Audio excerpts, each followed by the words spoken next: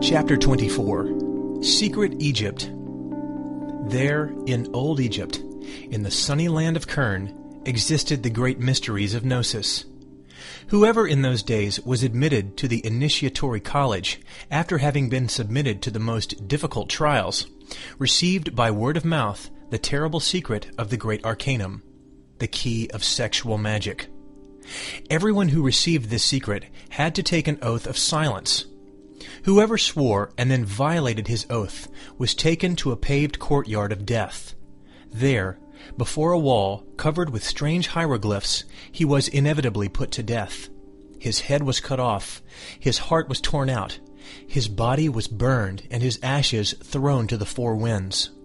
Everyone who received the great arcanum during the sacred ceremony, in fact, immediately moved to work with the Vestal of the temple. There were many Vestals, ready to work in the great work with the celibate initiates. The married initiates practiced in their homes with their priestess wives. The Vestals were duly prepared for the priesthood of love. They had great lady masters who prepared them, and they were submitted to great ordeals and penances. Precisely these were the sacred prostitutes about which many authors speak. Today, it would be impossible to have Vestals of this type in the Lumicials. The world has become so corrupt that the result would be to further corrupt that which is already corrupted. We would, in fact, become abject accomplices to the crime. All the celibate initiates who have shown throughout the history of the centuries practiced sexual magic inside the temples with these Vestals. Jesus also had to practice sexual magic in the pyramid of Khephren. There he recapitulated all his initiations. Many will be shocked by our statement. We cannot criticize these Puritans. Actually, it was the Roman Catholic priesthood that dehumanized Jesus. Unfortunately, that has been so well ingrained in people's minds that even occultists continue with the false idea of the castrated, mutilated Jesus. The reality is that Jesus was a complete man in the fullest sense of the word, fully a man. In the occult masonry of the ancient Egypt of the pharaohs, there were three basic degrees: apprentice, journeyman, and master.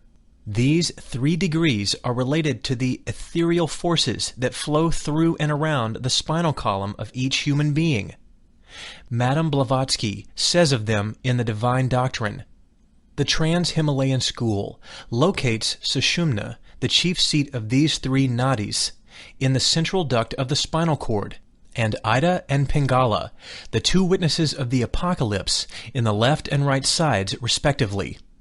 Ida and Pingala are simply the sharp and flat of the note Fa of human nature, which, when struck in a proper way, awakens the sentries on either side, the spiritual manas and the physical kamas, and subdues the inferior by means of the superior. The pure akasa passes through Sushumna, the medullar channel. Its two aspects flow in Ida and Pingala, the pair of sympathetic cords that are entwined around the spinal column. These are the three vital airs, symbolized by the Brahmanic thread, and are ruled by the will. Will and desire are the superior and inferior aspects of one and the same thing. Hence the importance of purifying the channels. From these three, a circulation is established, which, from the central canals, penetrates the whole body. Ida and Pingala function in the curved wall of the vertebral column, in which is found Sushumna, the medullar channel.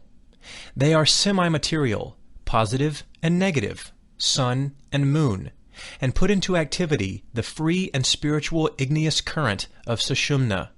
Each has its own particular path then. If this were not so, they would irradiate the whole body. In that ancient elemental Egypt, which grew and matured under the protective wings of the elemental sphinx of nature, the ceremony of initiation was something terribly divine.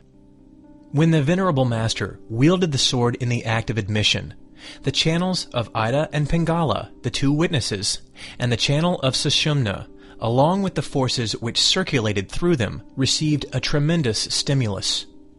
In the first degree, this stimulus only affected the feminine lunar current of Ida. In the second degree, Pingala, the masculine current, and in the third, the igneous current of Kundalini that flows ardently through the medullary channel of Sushumna, received the stimulus. With this third degree, the Kundalini remained awakened. We want to clarify that these three stimuli were related with the work of sexual magic that the initiate realized with the Vestal of the temple. Such stimulus would be useless if a candidate were a fornicator. This is for people who are practicing sexual magic intensely. Ida rises from the base of the spinal column to the left of Sushumna, and Pingala to the right. These positions are reversed in the woman. The cords end in the medulla oblongata. All this is symbolized by the caduceus of Mercury with its two spread wings. The two wings of the caduceus of Mercury signify the power to travel in the astral body, the power to travel in the mental body, the power to travel in the causal, conscious, and spiritual vehicles. The fire gives those who follow the path of the razor's edge the power to leave the physical body at will.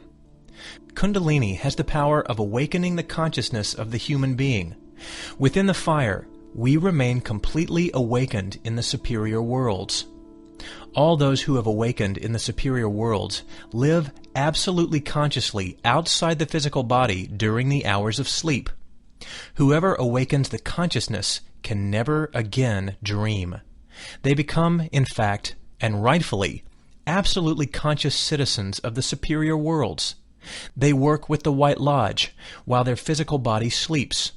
They are the collaborators of the Great White Universal Fraternity. We clarify, Ida and Pingala are not physical. A physician could not find them with a scalpel. Ida and Pingala are semi-etheric, semi-physical. The great mysteries of ancient Egypt, as well as the mysteries of Mexico, Yucatan, Eleusis, Jerusalem, Mithra, Samothrace, etc., etc., are all intimately related and are in fact absolutely sexual. Ask and it will be given. Knock and it will be opened. The great initiates always answer. The guardians of the elemental sphinx of nature always respond. Everyone who practices sexual magic should ask for the fire. Beg the guardians of the sphinx. Invoke the god Agni. This god restores the igneous power in each of the 7 bodies. There are 5 great initiations of sacred fire. The first means the departure of he who has already entered the current leading to nirvana. The 5th means the entry into the temple raised upon the summit of the mountain. With the first, we leave the well-trodden path. With the 5th, we enter the sacred temple. This audiobook has been broken into multiple parts to make the download faster. You have reached the end of this section, but not the end of the complete audiobook. Please check your library for the next section of this audiobook.